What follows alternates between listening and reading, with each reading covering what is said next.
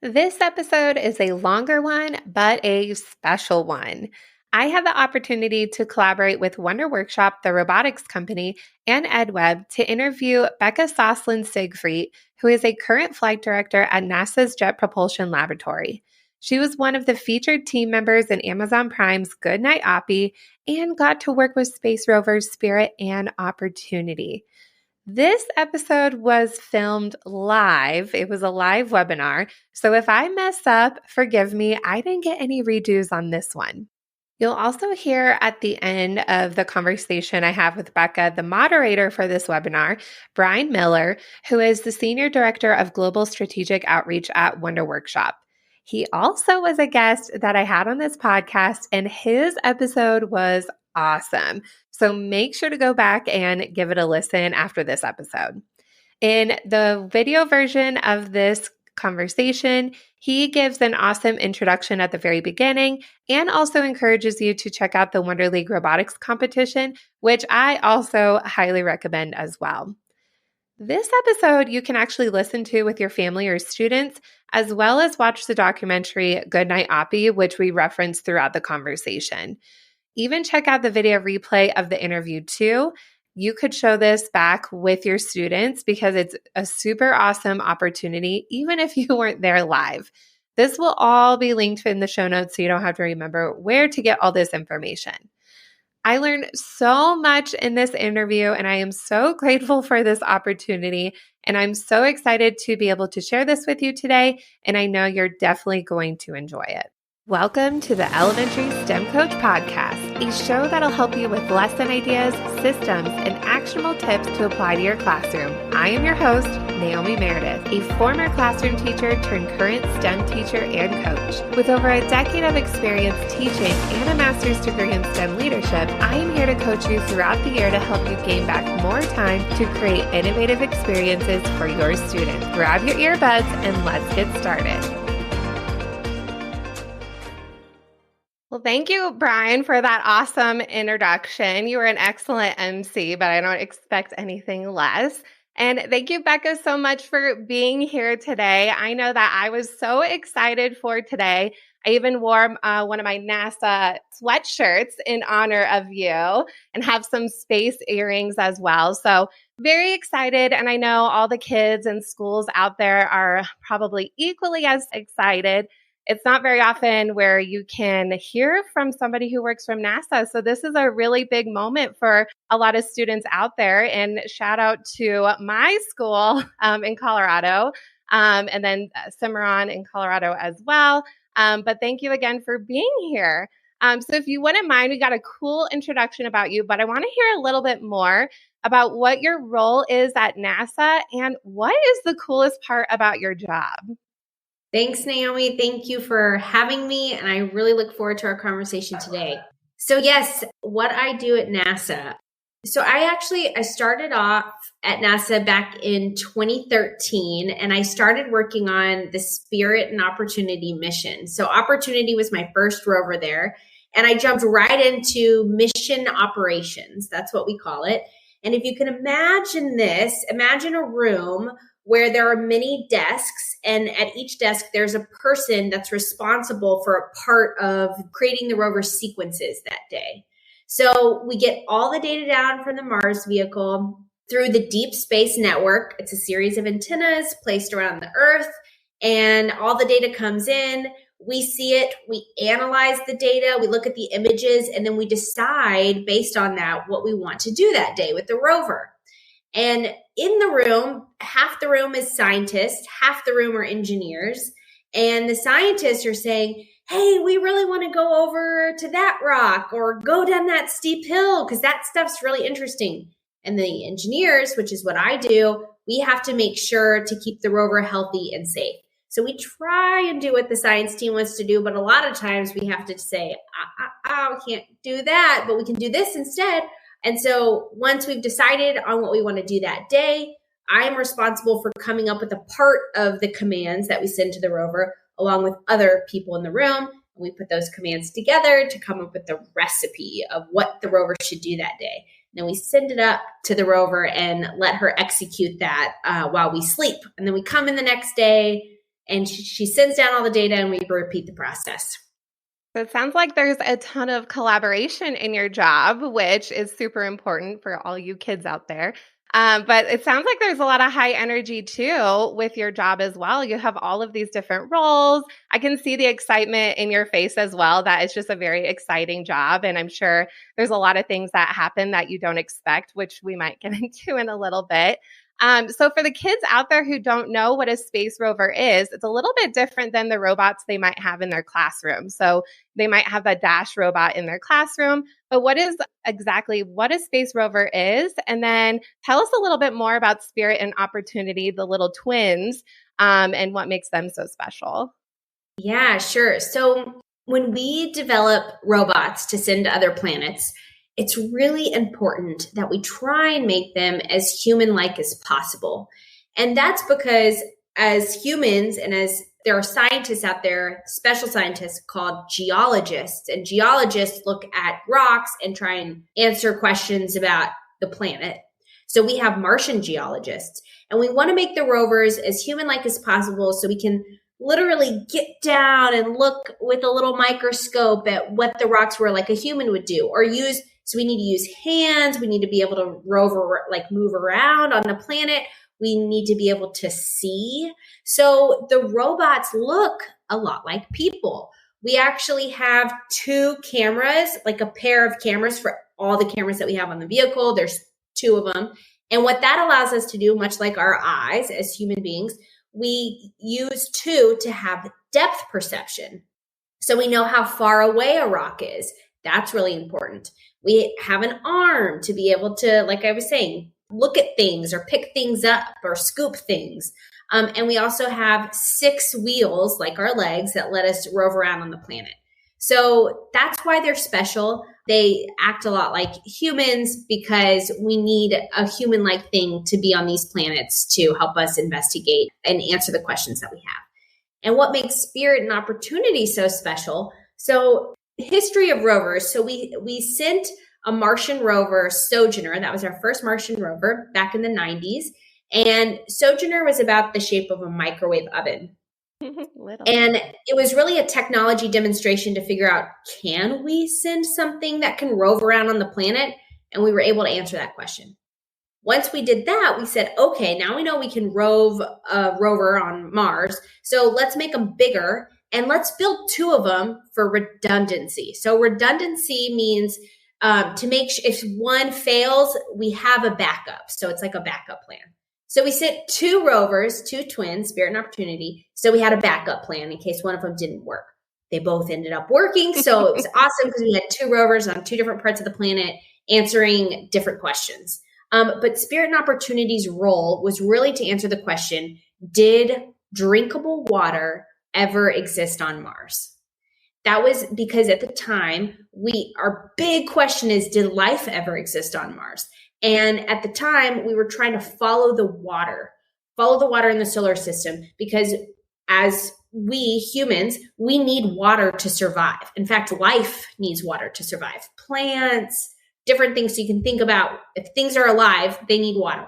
So we were searching the solar system for water, and that's what Spirit and Opportunity were trying to do, was follow the water.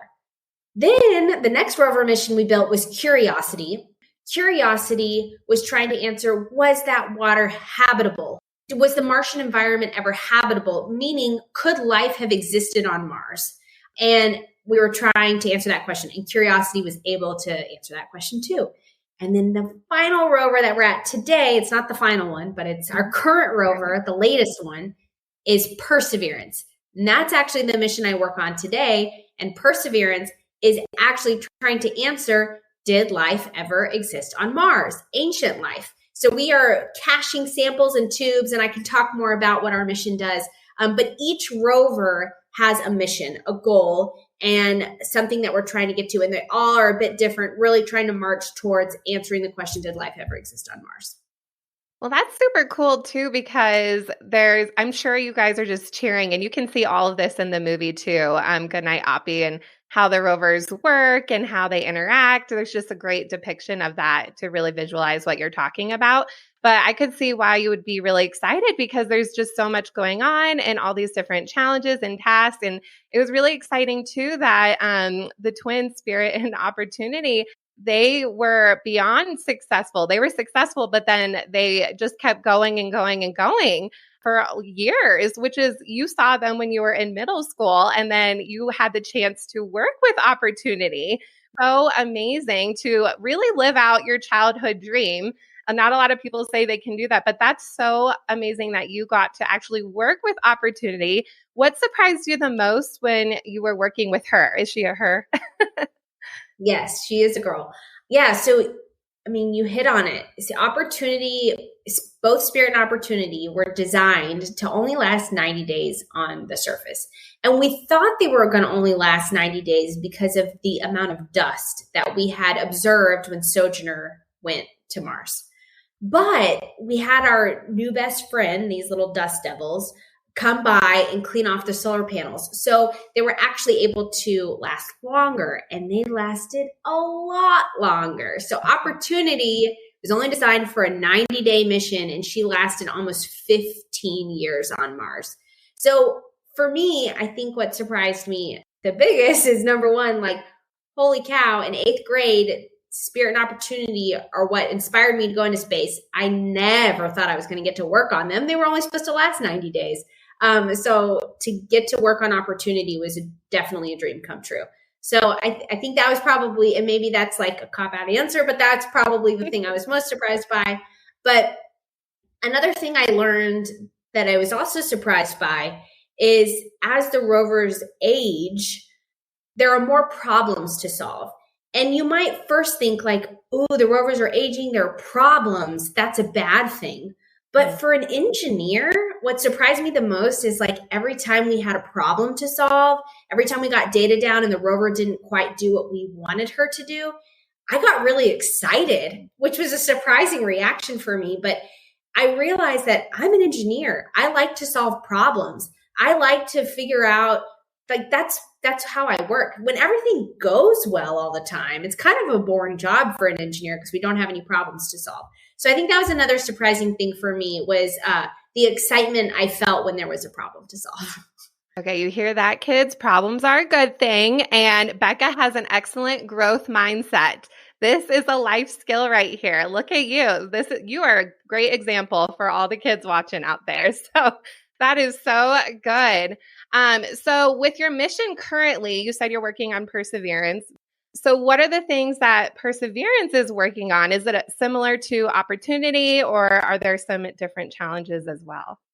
Yes, Perseverance. So Perseverance, for the first time, now actually has 3 mission goals. So, in the past, we've really just aimed for one, but NASA said, you know what?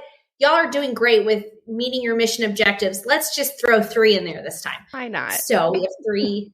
Why not? So we have 3 objectives. Number 1 is to try and find ancient life on Mars. So this would be really old past life, not necessarily human or like alien life, but microbial life. So like plant-based, simple life. So we're looking for that. The second goal is to cache samples on Mars to bring them back for a future mission. So we are going in and coring the surface of Mars, all different kinds of rocks and different things that we see. And we're putting those in test tubes. We're sealing them up. We're dropping them on the surface. And then Mars sample return, the next Mars mission is already underway, planning out how we're going to go back to Mars, capture those samples, bring them back to Earth, which is huge. This will be the first time we've ever had like an actual Martian sample in our hands to analyze, which when we actually have things here we can analyze, we have a lot more instrumentation, a lot more that we can do with those samples instead of what we're limited to on the rover. So that's going to be a big thing to answer the question, did life ever exist on Mars? And the third goal is to prepare for humans. In fact, humans like all of you out there, because if you look at the timeline of when we're trying to send astronauts to Mars, your generation, everyone in middle school and high school right now, and even elementary school, are the perfect age for the first humans to be on Mars. So we have some instrumentation on board too to try and create oxygen. So pulling the carbon dioxide out of the atmosphere. And for those of you who've learned this in science class, carbon dioxide is CO2. So that would be splitting apart the carbon and oxygen molecules where you're just left with oxygen. And oxygen is really important for humans because we use it to breathe, but we also use it if we combine a hydrogen molecule on there, we can have water. So oxygen is really important. That's an example of one of the instruments we're using to help us prepare for humans on Mars. That's super amazing. And I love how you guys just added on more challenges and see how it goes. How long has she been up there already? Yeah, so she has been up there officially as of like a few days ago, 1 Martian year, which is about 2 Earth years. So on February 18th, 2023, coming up in about a month, she will have been up there for 2 Earth years, which is awesome. Yeah, that's so good. So some of you might have even watched the launch of when she got sent up there because that wasn't very long ago. So some of you might even know when that happened. Thinking about all the tests that these rovers do you have to do any testing here on Earth to make sure that they're working correctly? And how do you test them because they're not on Mars? So how do you know that they actually are going to do what they're supposed to do when they're far away from you? You don't have anybody you can send to go fix the rover if they have to solve it themselves. So how do you test what they do here on Earth? Naomi, that's a great question. I'm really glad you asked it. We actually build another version of the rover. So with Spirit and Opportunity, we had a third rover. Oh. And with Perseverance, we have a second rover. And that's the Earth version of the rovers. So if you saw one, which I have a picture of somewhere, but you can also Google it. We have, it looks exactly like Perseverance on Earth. And we have what we call the Mars Yard at NASA's Jet Propulsion Laboratory, where it looks a lot like Mars. And so if we're ever in a situation where it's the first time we're doing something, or we're in an anomaly situation, not like a problematic situation, we will recreate what's going on Mars on Earth, and we'll have the rover on the ready. And anything that we're about to send to Mars, we'll do it on the Earth test bed first, on the rover on Earth, to make sure that what we're about to send to Mars is actually going to work. So we do that all the time. The test bed is like constantly active, testing out different things. But we also make sure we build the rovers knowing that we can't repair something. So for example, if you notice on the rovers, we don't have rubber tires on the wheels.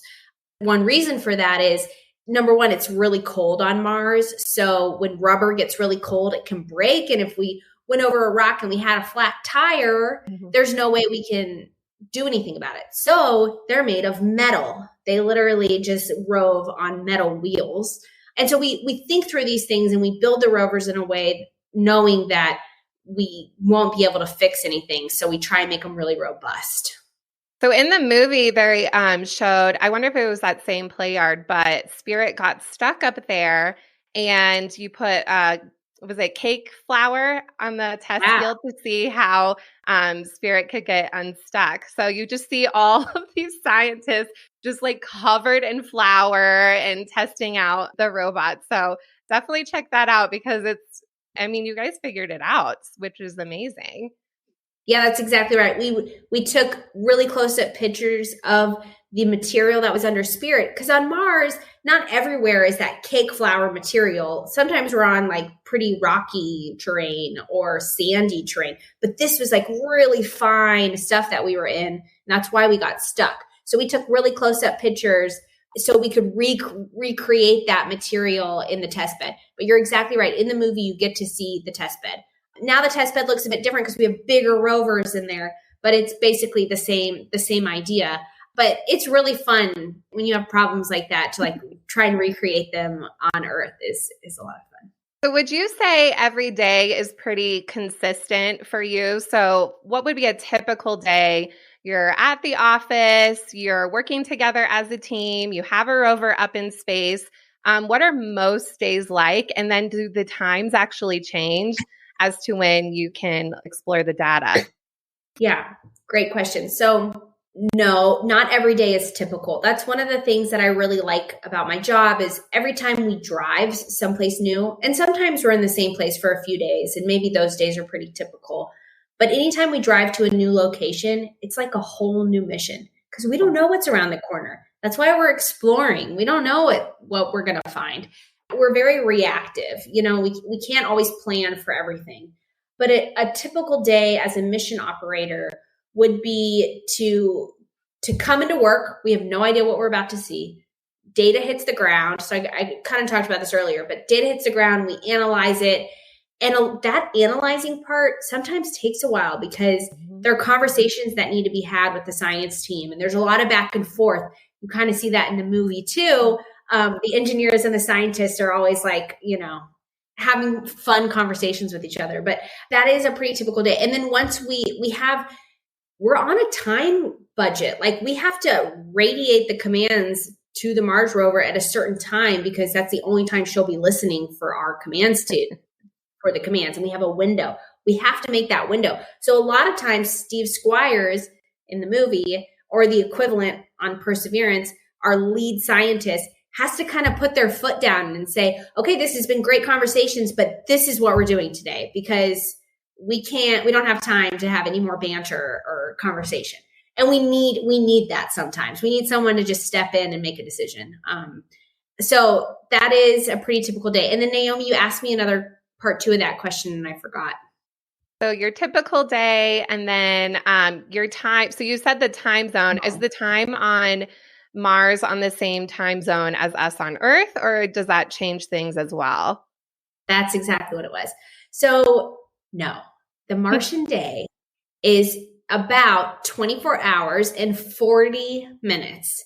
So it's pretty close to an Earth day. It's only 40 minutes off, but that 40 minutes really is hard for human beings because let's say, if we're on Mars time, which we are for a good amount of the beginning of the mission, if we're on Mars time, and let's say we come into work at 8 a.m., then the next day we come into work at 8:40. Then the next day we come into work at 9:20, then 10 a.m. And it shifts by 40 minutes every day because we're on the rover's time and we radiate the commands up to the rover. Her day starts at the same time on Mars every day. So that can be really hard on a human being, especially when it's like, okay, now we come in at midnight and then 12:40 and then 1:20 a.m. And especially when you have little kids like I did with Perseverance when we started mission operations, my kids expected me to be there at a certain time. I had a little infant. So waking up at night with her, and then I had an infant on Earth and an infant on Mars, and managing all of that got a little crazy. And I'm sure teachers out there that are parents can kind of understand what I'm saying. But yeah, it was a very interesting time in my life trying to keep up with the Martian time, being on Mars time. Yeah, that's not a time zone you typically see when you're in the airport when they say it's this time in Denver, this time in New York. They don't typically have it's this time in Mars, but maybe they should. Maybe they should. Yeah. So for kids out there, they're probably really pumped and excited, and you're inspiring a ton of kids and adults. For any students who want to get into a job like yours or into STEM or NASA, what advice do you have for them? There's just so many opportunities out there. There's jobs out there that don't even exist yet. You're, like you said, living out your dreams. So what advice do you have for kids who want to be like you? Okay, great. So I'm glad you asked this question. First, if you want to work at NASA, let's just say that's your goal. First, I would sit down and ponder, do you want to do the science side of things or do you want to do the engineering side of things? And to help you answer that would be questions like, for the science side, maybe you've learned about this in your class, but forming a hypothesis, asking a question, did life ever exist on Mars? Does life exist in the solar system today? Those kinds of questions, and looking at data coming from and images and pictures and trying to answer that question. If that really inspires you and like gels with you, then maybe you want to be a scientist. Or maybe you want to solve problems. You want to take the problems that the scientists or the goals that they're trying to reach and build something that will help them achieve and get that answer. So maybe you like putting things together or taking things apart and looking in the innards of like electronics or something. Or maybe you want to try and something happens with a computer, your iPad, or whatever it is, your phone, and you want to like solve that problem. So those are kind of two different routes you could take to work at NASA. There are actually many, many more, but those are two general ones. And then what I would encourage is for you to pay attention in math and science classes, really anything STEM related. And it's okay if you're not good or not great at math and science yet. There are people out there that can help. And I think for me, that was the biggest lesson I learned, really not until college. I wish I had learned it earlier.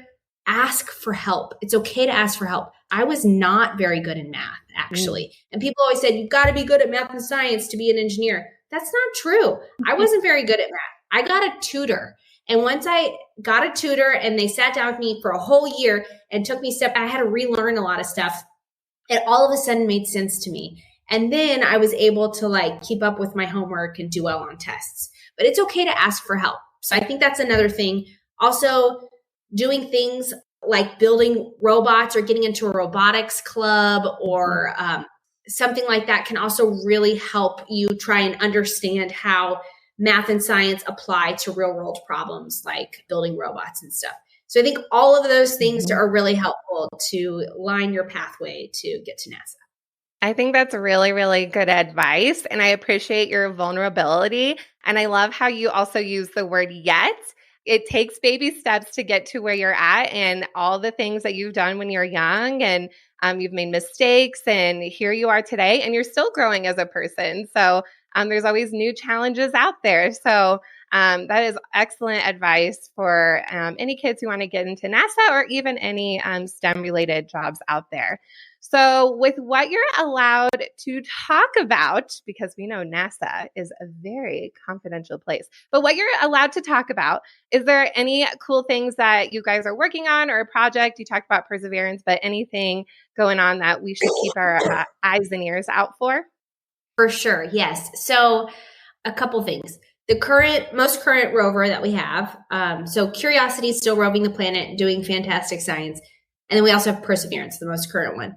Perseverance took a little buddy with her, a helicopter named Ingenuity. So keep your eye out for Ingenuity is still going on. Ingenuity was only supposed to last 5 flights, the little helicopter, but she is still going on almost 2 years on the planet. So that's huge. Keep your eye and ear out for Ingenuity and Perseverance findings on Mars. That's it's really exciting right now what we're seeing on Mars. And then, keep your eye out for Mars Sample Return. That's our next mission.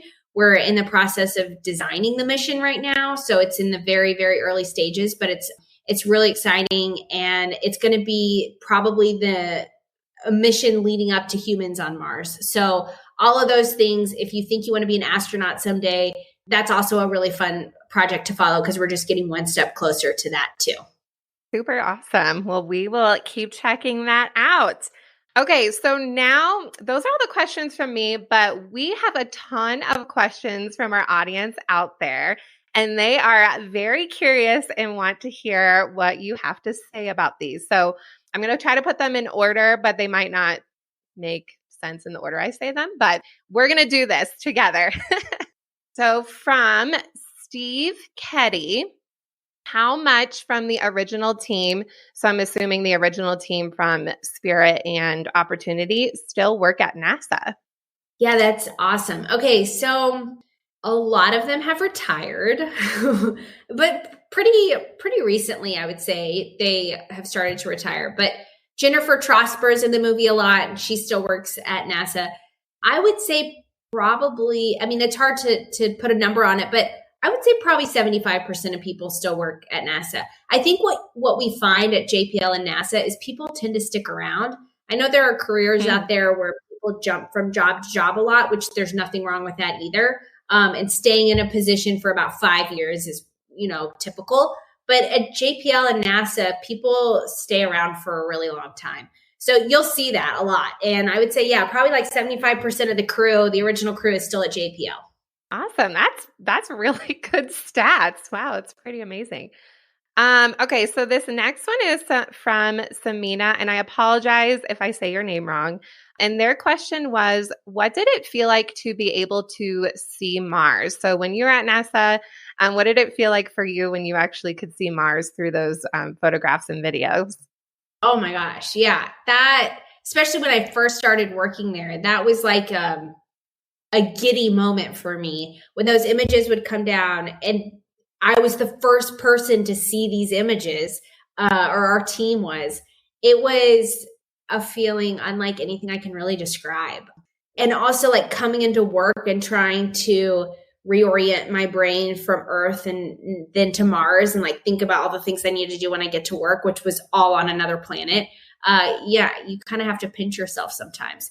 But yeah, the feeling's incredible. I'm sure. I mean, it's uncharted territory, and you said Mars is really big, so there's a lot of places that we haven't seen yet. So that's so exciting. All right, this one is kind of similar to a lot of the questions. So, do you have to speak a different language to be an astronaut? So that's by Larry A. Yeah, good question.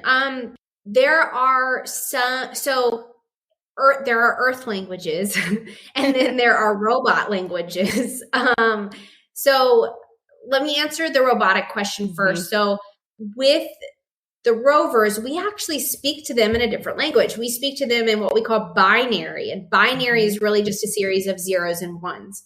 And we have computer programs that translate binary, the language we speak to them, to English. Wow. And we do talk to, like, we start typing in English, even for all the instruments that are around the globe. We use English, but we have programs that were written by people to help us translate from English into binary. So the rovers speak in binary, if that's one question. But to be an astronaut, there are, to be in the International Space Station, if there are astronauts that are working heavily with the Russian cosmonauts or the European Space Agency, there are sometimes reasons to speak other languages.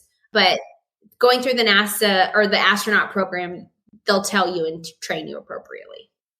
That's super cool. So I always tell my students that coding is learning coding languages. You're learning languages. So there's a lot of opportunities to learn a language. In college, we're required to take a foreign language at the University of Texas.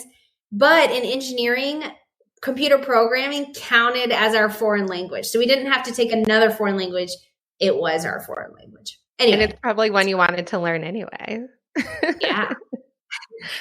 All right. This is actually a really good question because the rovers are just hanging up out there. So is it possible for the rover batteries to die?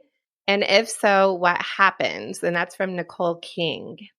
Yeah. So Nicole, so if you think about your phone battery needs to get charged, right? So when you say die, we keep a really close eye on the batteries to make sure they don't go all the way to dead. But even if they did, we have ways to charge them. So on Spirit and Opportunity, we had solar panels, so the sun would charge them.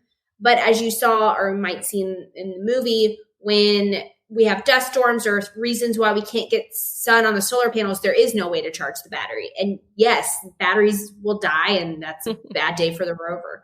But they do, eventually, sometimes you might find with your phone or your parents' phone or whatever, eventually over time, that battery isn't able to hold a charge anymore. The battery itself dies and there's no way to recharge it. And that is what we have found, at least with Opportunity and other, that ends up being one of the reasons, one of the ways the rovers could stop communicating with us, stop dying, is when the battery dies. And the batteries eventually will. They're lithium ion batteries. They're not perfect. They're really great. But they will run out of charge someday. That's pretty amazing. Spirit and Opportunity, their batteries lasted a really, really long time to hang out up there on Mars for a long, long time. So they have really good batteries. Wow. Yep. Along with that, since they use the sun to recharge, Is there any other type of weather on Mars other than dust storms? So that's by Lisa White. Great question. So there isn't really rain, at least not where the rovers are, because we don't have water moisture in the air. At the pole, I'm saying really, because at the poles is a different story. But dust storms are a big thing. Wind is a big thing. But other than that, it's usually just pretty sunny because we don't really have clouds, or the Martian atmosphere is only 1% of the Earth atmosphere. It's a very, very thin atmosphere. So there's not a lot of opportunity for there to be more weather than windstorms and dust storms. So very different, but they're figuring that out for us to get up there. All right. So this one is from Steve Ketty, and he asked, do you still play wake up music? So in the movie, if you guys haven't seen it, the Rovers have a wake up song every day. And I'm going to add on to that. Do you have a favorite wake up song? Great. So we do still play wake up songs every morning, not on Opportunity, unfortunately, anymore, but because she's passed away. But on Perseverance, we play a wake up song every morning to wake the team up. And in the role that I was on Perseverance as a flight director, I was able to pick wake up songs. So I actually I picked a lot, but there were some of my favorites that I personally picked. But I would say my favorite wake up song, and maybe this is cliche, but personally, my own opinion, my favorite wake up song had to be I'll Be Seeing You from Billie Holiday. Aww. And I think a lot of that had to do with that was our last wake up song on Opportunity. And if you haven't seen the movie yet, I really encourage you to watch Goodnight OPPY, and you'll see why that would be my personal favorite wake up song. But it was the last wake up song for Opportunity. And it's just and Steve Squires, our lead scientist, he never picked the wake up song, but we let him pick the last one. So I think that will forever always be my favorite because it's such a meaningful, emotional part of my life. Well, and it's really sweet. I got emotional watching that, and I felt very connected to the Rovers, and the song played, and I got emotional. So I can only imagine how you all were feeling when that was playing. Okay, so let's get a little positive on this one. So how long does it take to get the Rovers to Mars? And a few classes asked that. So Stephanie B. and Jessica H. were wondering. Great. So it depends on how the planets are aligned and the gravitational pull on the rover trying to get there. But on average, it takes about 9 months, 7 to 9 months to get the rovers to Mars. And so that's like physically getting them there. And then we have to communicate with them. So we communicate at the speed of light. And depending on where Earth and Mars are in their orbit, that can be anywhere from like 6 minutes to 24 minutes of how long it takes for us to get a signal to the rover and back. So two different things, and not that you asked that particular question, but I just wanted to make sure and point that out. Communicating with the rovers is the speed of light, and it's anywhere from 6 minutes-ish to 24 minutes-ish. But getting the rovers to the planet physically, we have our propulsion system to help us with that, and that takes anywhere from 7 to 9 months. Oh, okay. So that's actually probably a lot shorter than a lot of people might have guessed. So that's not terrible. No, it's about as long as it takes for a mom to be pregnant and have a baby. Okay. So there's some reference for you guys. Have you ever dreamt about traveling to space? So St. Pius X 5th and 6th graders were wondering, and there was a couple other classes that were wondering that too. Yeah. So I would love to go into space, but I get really homesick. I always have. So, and I would miss my kid. Like, if the question was, would I ever go to Mars? The answer would be no, not really, because I love Earth. Earth is the best planet, and my family is here. And so I would miss them too much if I went to Mars. But I would love to go into space for like a day and come back. And even better, I'd love to take my family and we all go to space for like a day and come back. And just, I'd love to see what it's like to be weightless. So that'd be fun. That would be cool. Do you get like motion sick? I do. I also get motion sick. Yeah, I would definitely need to take whatever that medicine is to help me not be motion sick. Yeah, same with me. So I don't know how that would go. I might be here on Earth by myself, but we'll see. So with the Rovers, they have some really cool names, some really inspiring names. And Javier A was wondering, how do you all give the names to the Rovers? Oh, awesome. So there's a naming contest that happens about 6 months before we launch the Rovers. So keep your eyes out when we have the next Rover launch because we get you guys to help us name the Rovers. We open it up and kids write essays on what they think the Rover's name should be and why. And then our team, we get to read, we split the essays up, but we read through all the essays and pick out our top, and then we narrow it down and we finally pick the name for the Rover. So there was a kid named Alex who named Perseverance, and his essay was awesome. You can go read it if you go Google his essay entry on the internet. But yeah, so you guys help us name the Rovers. That's how they get their names. Oh, did you name Opportunity? Was that you? I wish. No, it was another. Well, Clara named Curiosity.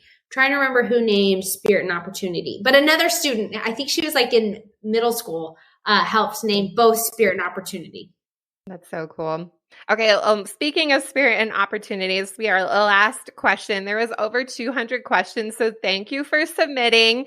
So hopefully we answered a bunch of those. So are spirit and opportunity or spirit and OPPY going to stay where they are? So they're still up on Mars. Are they going to stay there? And that's from Thomas Hart Academy. Yes, they're going to stay there. They will forever be there until or unless a human goes up there and moves it or brings it back home or something. But we probably won't bring them back home even if we could because they're heavy and everything we bring back costs money.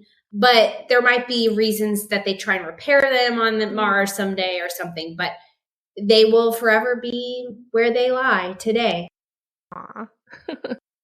Hi, guys. This was an awesome conversation. I mean, I've been smiling, like my cheeks hurt. I've been smiling from beginning to end because these kids have asked all the questions that I too wanted to ask.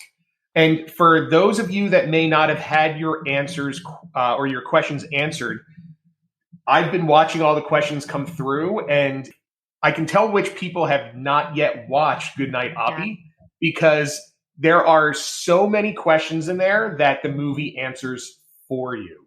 So I suggest if you had a question, go back and watch Goodnight OPPY because those questions will be answered within the movie's time frame. Mm-hmm. And if not, NASA's website has unbelievable information for you as students or teachers to access and use in your classroom. I used to teach fourth grade space, and I used NASA's website literally for my entire curriculum. So they have so much available for you. So, Bekah, I have a question for you. And yes, it is around the distance that the robots travel in a day. Because in the movie, it says some days the robot has good days. And as the robot aged, it got arthritis, right? And some days it had better days and got far. And in the movie, they make it seem like it was able to get from the one crater to the other in movie magic time in 50 minutes. But in real life, how long does it take for a rover to move in a day, or how far can it move within a day usually? Yeah, great question, Brian. So on average, Spirit and Opportunity on average would travel about half a football field, if you want to think about it that way. So like 50 yards-ish. We use meters, but we'll do half a football field. On a good day, potentially a football field, 100 yards. And that's about how fast they can go too. It's their limitation of the motors. Perseverance can drive a little faster, but not much faster. So that's about how long they take to rove on any given day. Very cool. And I mean, it's amazing what movies can do to speed things up. But in reality, you're all sitting there watching and sending that signal, which takes, as you said, minutes or 24 minutes to get to it to say, okay, do this. And, you guys are doing all your other work that you have to do and watching this all come to life and actually happen. So I think that that's just so remarkable, the planning stages that go into just what a day's mission looks like, let alone the lifetime of a mission, and going from a 3-month mission to a 15-year mission, right? I mean, it's just absolutely incredible. And I'm sure it was magic for all of you to continue to push the boundaries of what you were exploring and coming up with new missions on the fly, I guess. I mean, the ultimate mission was to find pH water in the existence of Mars, but every day was probably like, okay, what do we want to do with it today? And I loved hearing, like, talking about like wanting to do drag races, how fast they could get both can get from one place to the other. I mean, it's stuff that I, as a person on Earth, would want to do with robots that I had sitting here in my room. And you're doing this with robots that are controlled by, NASA. And I think that is just so much fun. What's one of like the things that really is like memorable, like a day that was memorable to you, besides obviously like them going to sleep for their final time? Is there anything that stood out as like a memorable moment? Yeah, for sure. So I think for me personally, there was a time, and I talk about this in the movie too, but there was a time when Opportunity was losing her memory. And I happened to be the person appointed to, we called it the Tiger Team lead, but really it was like the lead to solve the problem. So I was leading the team to help solve the problem.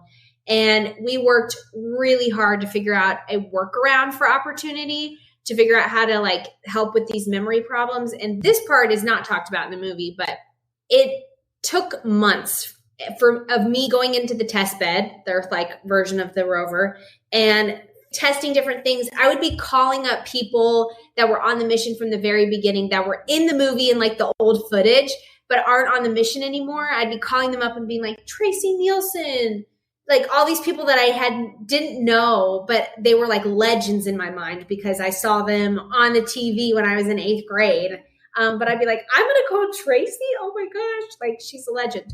But I'd call her up and be like, look, I have this problem. I don't know. And anyway, they would help me. So I think one of the most memorable times was we came up with a solution to our problem. And I had tested it in the test bed many times.